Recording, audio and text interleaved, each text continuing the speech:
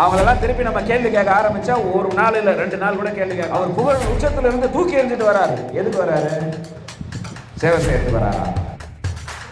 5 ரூபா டாக்டர் 5 ரூபா doctor cinema எடுக்கிறானே, நிஜத்துல 5 ரூபா டாக்டராக வாழ்ந்து காட்டியவர் எங்களுடைய தலைவர் மருத்துவர் ஐயா அவர். உதாரணத்துக்கு சொன்னீங்க எல்லாம் விஜய் கட்சிக்கு போறான், விஜய் கட்சிக்கு போறான், வந்த உடனே டிவி எல்லாம் பார்த்தா விஜய் பத்தி அப்படி ஆஹா ஓஹோ, புகழின் உச்சத்தில் இருக்கக்கூடிய நடிகர். அவர் புகழ் உச்சத்துல இருந்து தூக்கி எறிஞ்சிட்டு வராரு. எதுக்கு வராரு? சேவை செய்யறதுக்கு வராரா?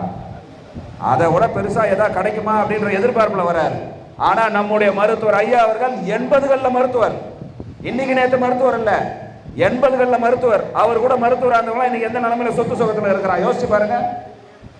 தன்னுடைய மொத்த ப்ரொஃபஷனையும் தூக்கி போட்டுட்டு 5 ரூபா டாக்டர் 5 ரூபா டாக்டர் இன்னைக்கு சினிமா எடுக்கிறானே, நிஜத்துல 5 ரூபா டாக்டராக வாழ்ந்து காட்டியவர் எங்களுடைய தலைவர் மருத்துவர் ஐயா அவர்.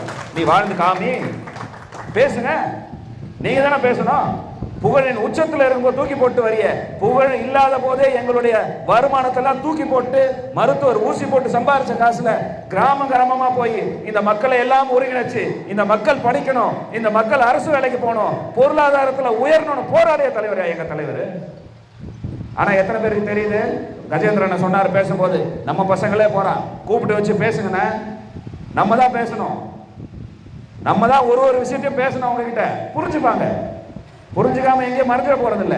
நீயாவது புகழோட உச்சிக்கு போயிட்டு சம்பாரிச்சு சேர்த்து செலவு பண்ணக்கூடிய அளவுக்கு வந்துட்டு அதுக்கும் மேல கிடைக்குமான்னு இன்னைக்கு அரசியல் வந்திருக்கிறீங்க.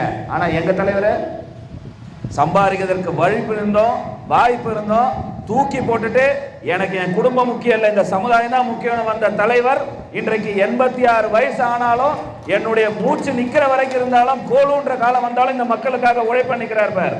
இவர் மக்களுக்கான தலைவர். இதை புரிய வைங்க. நம்மளை திட்டம் போட்டு நம்மளை அடக்கிற ஒடுக்கிற வேலைகளை செஞ்சுக்கிட்டு தான் இருப்பாங்க. அவங்களெல்லாம் திருப்பி நம்ம கேள்வி கேட்க ஆரம்பிச்சா ஒரு நாள் இல்லை 2 நாள் கூட கேள்வி கேட்கலாம்.